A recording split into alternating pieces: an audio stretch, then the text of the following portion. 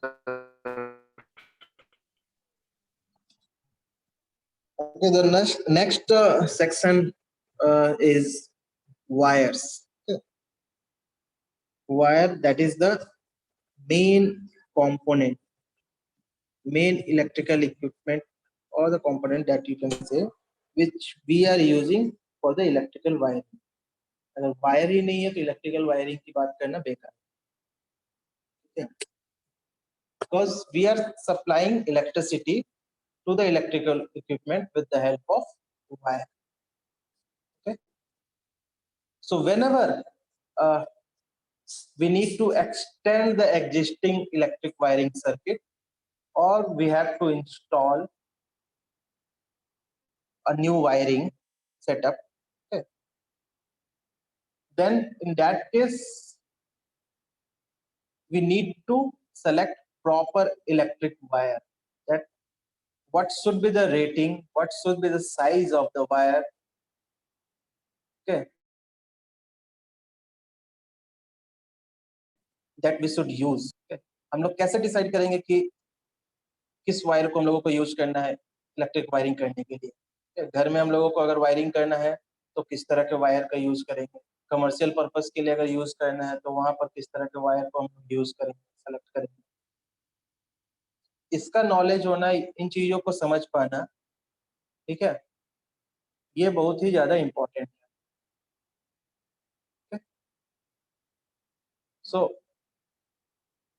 अगर किसी भी वायर को अगर देखते हैं, ठीक है, तो डिफरेंट मैन्युफैक्चरर्स है, जितने भी वायर अवेलेबल है, और अकॉर्डिंगली हर एक मैन्युफैक्चरर का एक अपना लिमिटेशन है कि ये particular size of wire that may carry this much of current, okay, till that this wire will not burn out, okay, or it will not short circuit, okay?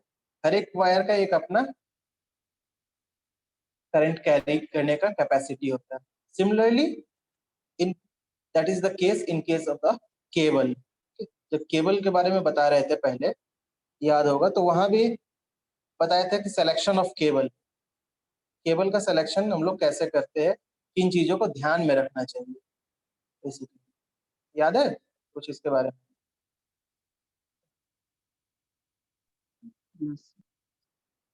Cable हो या फिर wire हो, ठीक है, कुछ पैरामीटर्स होते हैं जो कि कॉमन ही है, ठीक है, उन चीजों को ध्यान में रखने की जरूरत है while selecting the cable or the wire, ठीक है। वायर डिफरेंट साइज में अवेलेबल है हमारे मार्केट में, ठीक है। कोई बता सकते हो किसी को?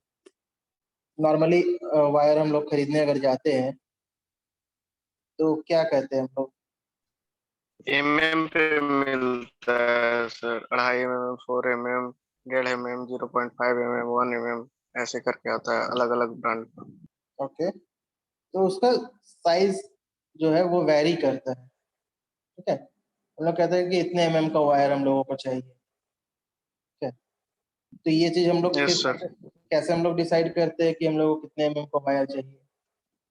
अगर हम लोगों को एसी के लिए यूज करना है वायरिंग, ठीक है, हमारे घर में वायरिंग किया हुआ है, एक एसी इंस्टॉल किया गया या एक गीजर को इंस्टॉल किया गया, उसके लिए एक सेपरेट वायरिंग करना है एग्जिस्टिंग वायरिंग से ही टैपिंग करके या फिर मेन स्विच के थ्रू, तो हम लोगों को किस साइज के वायर की जरूरत पड़ेगी?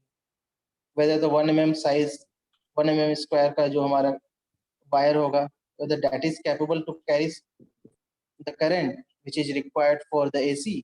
सर जनरल 2.5 यहाँ पे लोग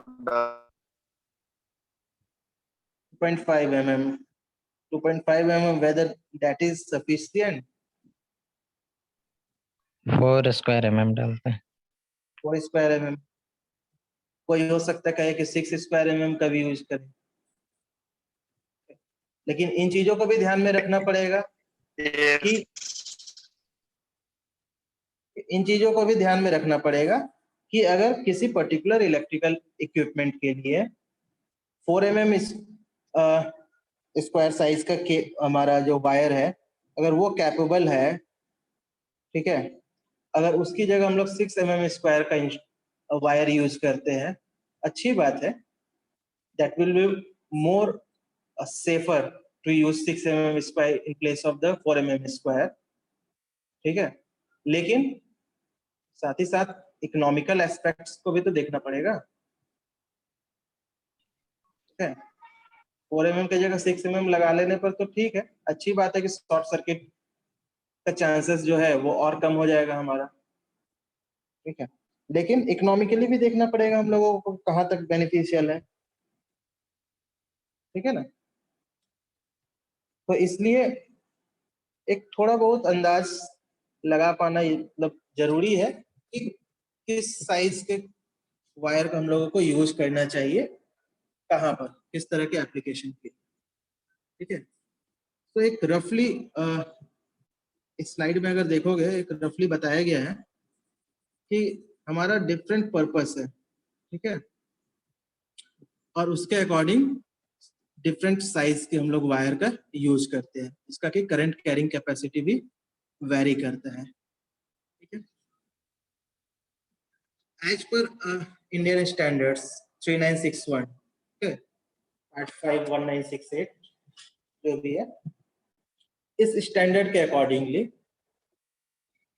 ये बीच बीच में रिवाइज भी होते रहता है कई बार, इसके अकॉर्डिंग क्या होता है कि अगर हम लोगों को अर्थिंग के पर्पस के लिए यूज करना है तो हम लोग 1 स्क्वायर mm वायर का यूज करेंगे। 1 स्क्वायर mm वायर का current carrying capacity around 12 ampere. ये जो करंट कैरिंग कैपेसिटी है, डिफरेंट मैन्युफैक्चरर्स के अगर वायर को देखोगे, उसके अगर पूरे डेटा शीट को देखोगे अगर कभी, तो ये करंट कैरिंग कैपेसिटी जो है ये वेरी करता है थोड़ा बहुत, ठीक है। किसी मैन्युफैक्चरर का ये करंट कैरिंग कैपेसिटी हो सकता है 10 एम्पियर ही हो 1 स्क्वायर mm, किसी का 15 एम्पियर भी हो सकता है, 14 एम्पियर भी हो सकता है, वो वेरी करता है। अकॉर्डिंगली उसका प्राइस भी वेरी करेगा, 1 स्क्वायर mm वायर अलग अलग कंपनी का प्राइस अलग अलग होगा, क्योंकि उस वायर के मैन्युफैक्चरिंग के समय में जो इंसुलेशन यूज किया गया है, ठीक है, ये इंसुलेशन जो कि शॉर्ट सर्किट से बचाता है, वो इंसुलेशन किस तरह का यूज कर रहे हैं उसके अकॉर्डिंग उसका करंट कैरिंग कैपेसिटी भी वेरी करता है। जिसका अच्छा इंसुलेशन होगा, बेटर इंसुलेशन होगा, उसका करंट कैरिंग कैपेसिटी भी ज्यादा होगा, ठीक है। जो हम लोग मटेरियल यूज कर रहे हैं कॉपर, अगर वो हमारा बिल्कुल एक्चुअल कॉपर होगा तो करंट कैरिंग कैपेसिटी वहां पर भी ज्यादा होगा, ठीक है। ऑब्वियसली तो उस तरह के वायर का कॉस्ट भी ज्यादा होगा। तो डिफरेंट मैन्युफैक्चरर्स का प्राइस भी अलग होगा सेम वायर के लिए, ठीक है। That is another thing, but हम लोग देखें कि और अदर हमारा डिफरेंट जो पर्पस है, like the distribution purpose from switch board to lighting fans, ठीक है, लाइट बल्ब के लिए, फैन के लिए हम लोग 1.5 स्क्वायर mm वायर का नॉर्मली यूज कर सकते हैं, जिसका current carrying capacity 16 ampere. Distribution box to main board, अगर किसी रूम में हम लोगों को ये कनेक्ट करना हो, इस तरह का वायरिंग करना, तो वहाँ पे 2.5 स्क्वायर mm का यूज करना पड़ेगा, ठीक है, डिस्ट्रीब्यूशन बॉक्स से मेन बोर्ड। मेन बोर्ड क्या हो गया हमारा, जहाँ से हम लोग दूसरे इलेक्ट्रिकल अप्लायंसेस के लिए, ठीक है, फर्दर आगे वायरिंग हम लोग करते हैं। गीजर, हीटर, इंडक्शन, ठीक है, अगर इस तरह के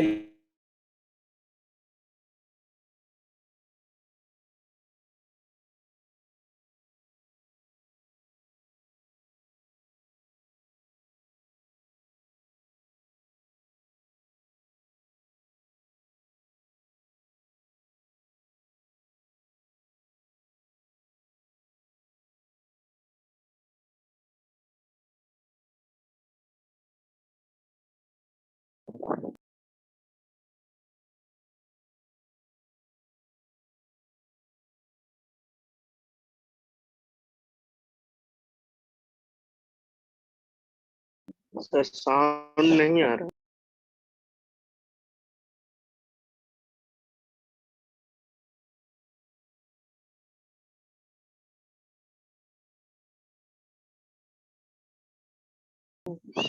सर साउंड नहीं आ रहा।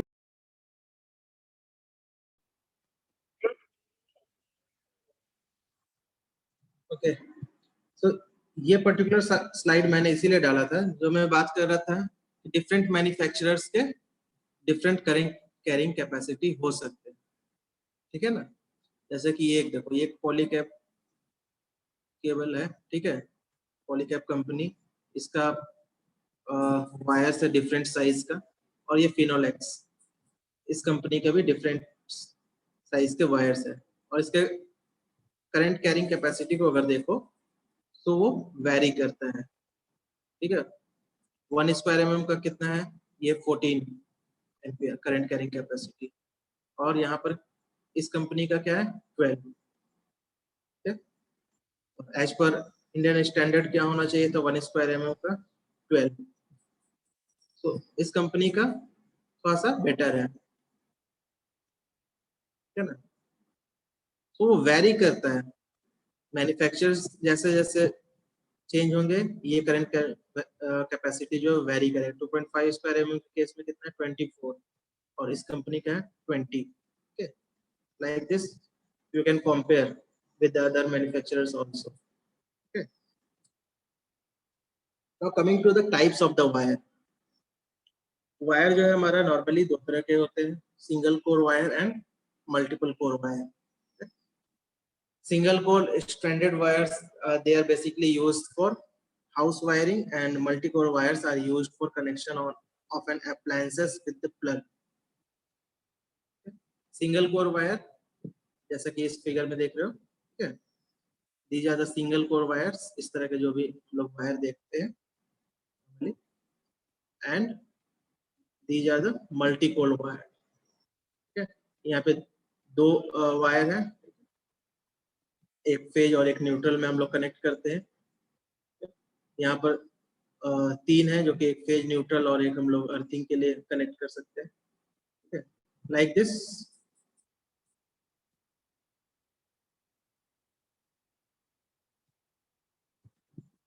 Like this, we can select different types of the wire. Okay, either we may use the single core or the multi core wires as per our requirement. Single core wire का हम लोग use कर रहे हैं normally house wiring में, और multi core का use करते हैं किसी अप्लायंसेस को कनेक्ट करना हो with the help of a plug.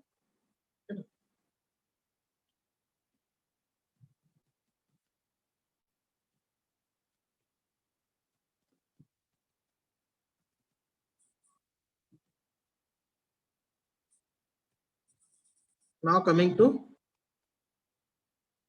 the selection of a cable, इसके बारे में थोड़ा बहुत बताया गया था सिलेक्शन ऑफ केबल के बारे में। तो कुछ पॉइंट्स इसमें ऐड करते हैं और कुछ पॉइंट्स पहले के भी है। So just quickly I am going through the factors related with the selection of cables, क्योंकि एक बार मैं इसको एक्सप्लेन कर चुका हूँ, तो उसको थोड़ा सा हम लोग रिफ्रेश कर लेते हैं कि क्या होता है डिफरेंट फैक्टर्स जो कि केबल को सेलेक्ट करने के समय हम लोगों को देखना जरूरी है। फर्स्ट क्या है, rated voltage. The rated voltage of cable should always be equal to or greater than the system voltage. Okay. The rated voltage of cable should always be equal to or greater than the system voltage. System voltage जितना हो हमारा, जो rated voltage है उससे ज्यादा होना चाहिए उस cable. The current carrying capacity, second factor है। So each power cable which is designed to operate under certain temperature condition, जितने भी केबल होते हैं एक स्टैंडर्ड टेस्ट कंडीशन होता है एसटीसी, ठीक है, एक सर्टेन टेम्परेचर पे उसका सारा पैरामीटर्स को कैलकुलेट किया जाता है, ठीक है, जो कि मैन्युफैक्चरर्स प्रोवाइड करते हैं एट 27 डिग्री सेंटीग्रेड पर्टिकुलरली। ठीक है, these are the parameters for this particular cable. Okay, तो एक स्टैंडर्ड टेस्ट कंडीशन होता है। स्टैंडर्ड कंडीशन में इसका करंट कैरिंग कैपेसिटी इतना होगा, इसका रेजिस्टेंस ये होगा, इसका इंसुलेशन ब्रेकडाउन स्ट्रेंथ इतना होगा। Like this every manufacturer is providing the details. Okay, so each power cable is designed to operate under certain temperature condition. Okay, the current carrying capacity depends on the operating temperature. Operating temperature क्या है? जो temperature है उस पर depend करता है कि वो कितना करंट कैरी कर सकता है कोई भी पर्टिकुलर वायर। ठीक है ना? Higher the temperature, lower is the current carrying capacity of the cable. ठीक है, टेम्परेचर जितना ज्यादा हमारा इंक्रीज करेगा करंट कैरिंग कैपेसिटी उतना ही कम होगा, और vice versa. So this is another factor which affects the selection of the cable. किस कंडीशन में हम लोगों को यूज करना है केबल का, वहां का टेम्परेचर क्या है, वो भी फैक्टर करता है केबल को सेलेक्ट करने के लिए। इसके अलावा जो केबल हम लोग यूज कर रहे हैं उसमें जो हमारा कंडक्टर है वो कॉपर का है या एल्युमिनियम का है, that will also decide the current carrying capacity. Obviously the copper has better current carrying capacity than the aluminum. Okay, so which type of material we are using, that will also decide the current carrying capacity. Okay, the next factor is the derating factor. Okay, derating factor क्या होता है? As I told that power cable designed with standard operating conditions. Okay, standard condition में उसको design किया जाता है, उसके सारे पैरामीटर को कैलकुलेट किया जाता है, बट प्रैक्टिकली हम लोग जब यूज करते हैं so the conditions will change. The practical condition is different from the standard condition. So we need to multiply by a derating factor in order to find out the actual current carrying capacity. ठीक है, तो हर एक manufacturer इस derating factor को भी एक define करता है कि इस पर्टिकुलर केबल का derating factor ये होगा। ठीक है, so we need to multiply the cable current। ठीक है ना, केबल का जो भी करंट कैरिंग कैपेसिटी है उसको डीरेटिंग फैक्टर के साथ मल्टीप्लाई करेंगे, then we will get the actual current carrying capacity. ठीक है, फॉर एग्जांपल केबल को हम लोगों को यूज करना है, जो इंस्टॉल करेंगे हम लोग वो अंडरग्राउंड कंडीशन में यूज कर रहे हैं या फिर उसको नॉर्मल एटमॉस्फेयर में यूज कर रहे हैं या किसी वैसे जगह यूज कर रहे हैं जहाँ टेम्परेचर हमेशा 40+ रहता हो, तो किस तरह के कंडीशन में यूज करते हैं, based on that we need to multiply by derating factor in order to find out the actual current carrying capacity. Okay, next factor is voltage drop. voltage drop क्या होता है? कोई भी एक हमारा केबल है, it has certain length, okay, and certain resistance also. So there is obviously some voltage drop across the cable.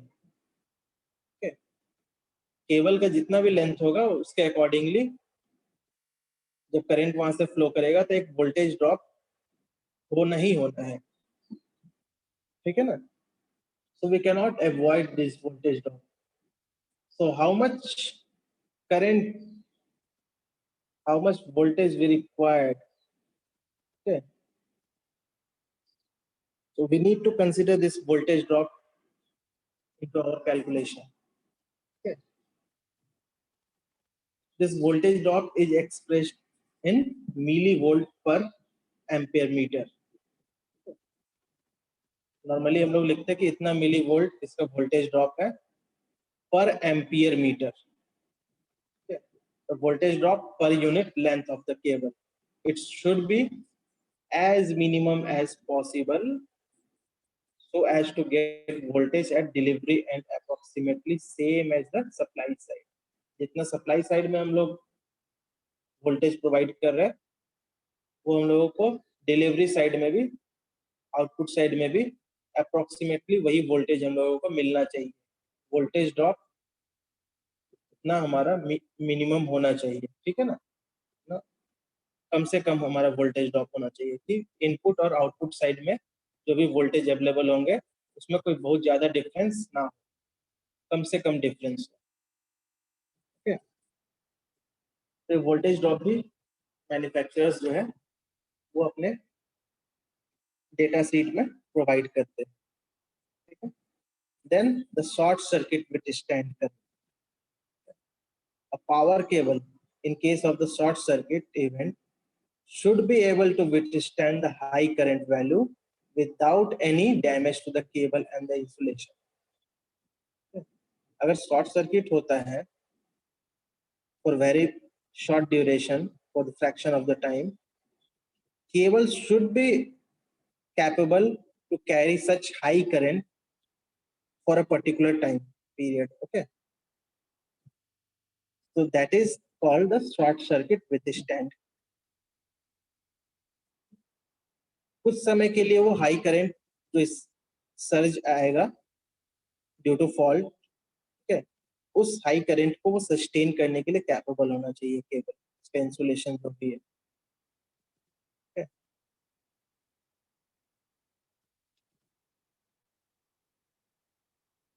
The next one is the bending radius. Bending radius क्या होता है केबल के केस में? कभी cable या किसी conductor को देखे जब उसको मैन्युफैक्चर जहां होता है उससे उसके बाद जब उसको ट्रांसपोर्ट करते हैं और किसी पर्टिकुलर साइट पर भेजते हैं, तो इस चीज को कहीं देखे हो कि किसी पर्टिकुलर साइट पर रखा हुआ है cable? Yes sir.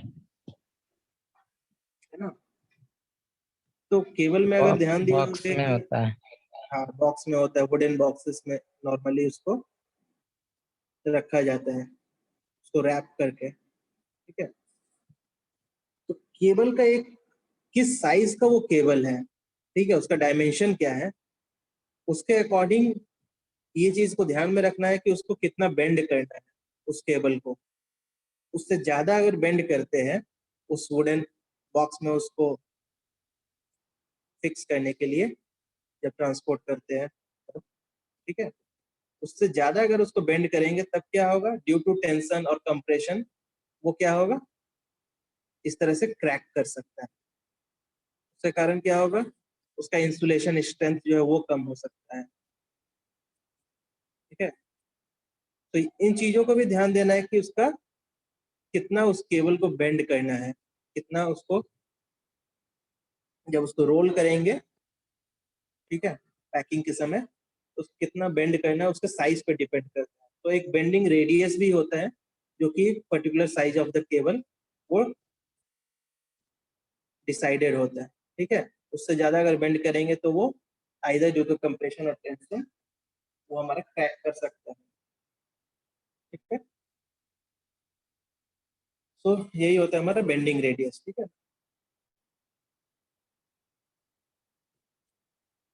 and the last one is the availability of the cable. availability of cable कहने का क्या मतलब है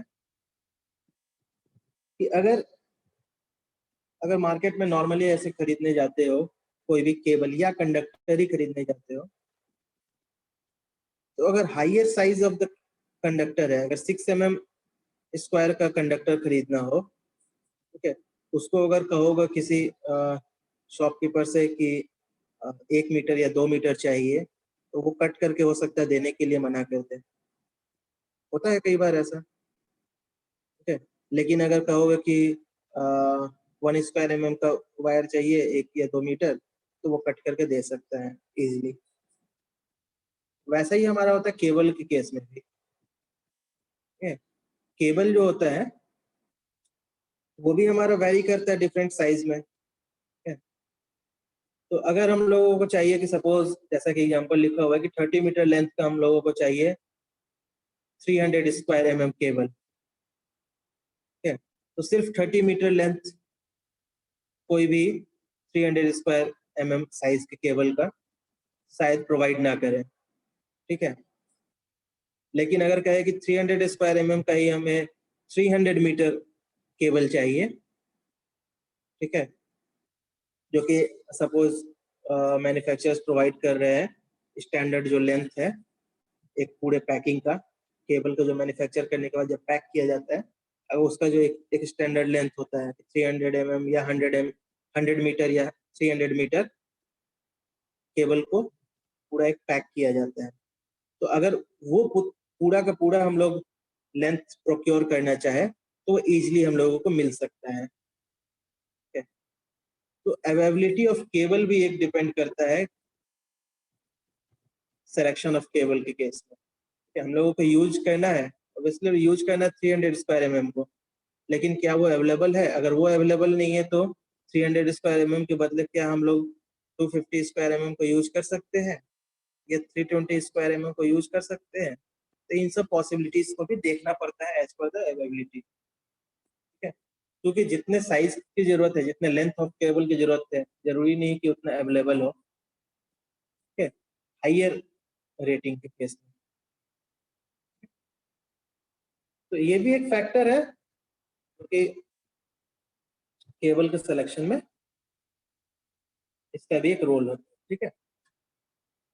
अब आते हैं हम लोग कुछ डेटा सीट पर, ठीक है।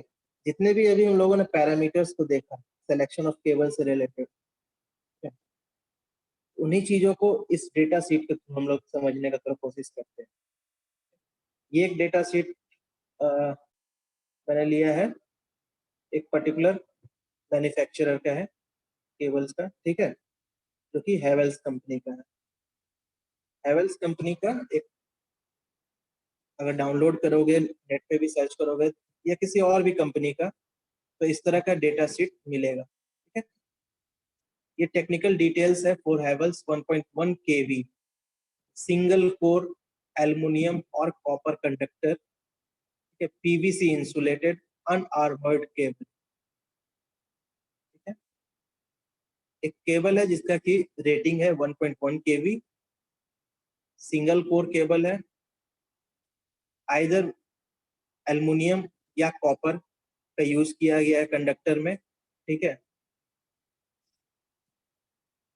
किसका यूज किया गया उसके अकॉर्डिंगली वेरी करेगा, बहुत सारा पैरामीटर भी, इलेक्ट्रिकल पैरामीटर बेसिकली वेरी करेगा, physical parameter that will not be different, ठीक है। एल्युमिनियम या कॉपर क्या यूज करे तो फिजिकल पैरामीटर में कोई अंतर नहीं आएगा, इलेक्ट्रिकल पैरामीटर में फर्क पड़ेगा उससे।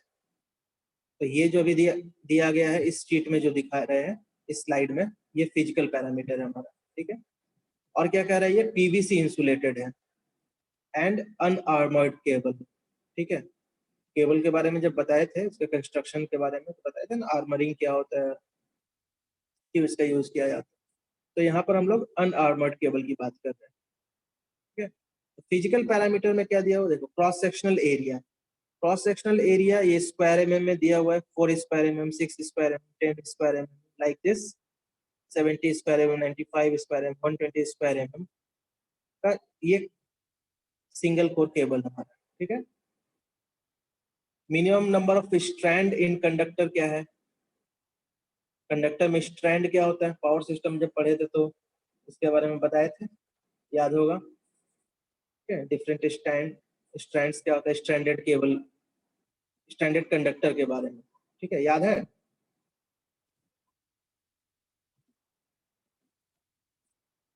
कंडक्टर को हम लोग स्ट्रैंड क्यों करते थे, तो ये नंबर ऑफ स्ट्रैंड्स भी दिया हुआ कि अगर 10 स्क्वायर mm का केबल है तो वहां पर कितने स्ट्रैंड है, ठीक है। इंसुलेशन का थिकनेस कितना होगा, आउटर सीट जो है उसका थिकनेस क्या होगा, ओवरऑल डायमीटर कितना होगा केबल का, और वेट क्या होगा अप्रोक्सीमेटली। तो ये सारा फिजिकल पैरामीटर है जो कि नॉर्मली दिया रहता है, ठीक है। तो इन सब चीजों को भी हम लोग देख सकते हैं ड्यूरिंग सिलेक्शन ऑफ केबल, ठीक है। जस्ट एक आइडिया के लिए दिए है कि क्या क्या चीजें होती है अगर टेक्निकल पॉइंट ऑफ व्यू से देखा जाए तो, ठीक है। उसी केबल के लिए अगर ये हम लोग इलेक्ट्रिकल पैरामीटर का शीट देखें, ठीक है, तो हम लोग देखते हैं जैसे कि ये हमारा सपोज 10 स्क्वायर mm का है केबल, ठीक है।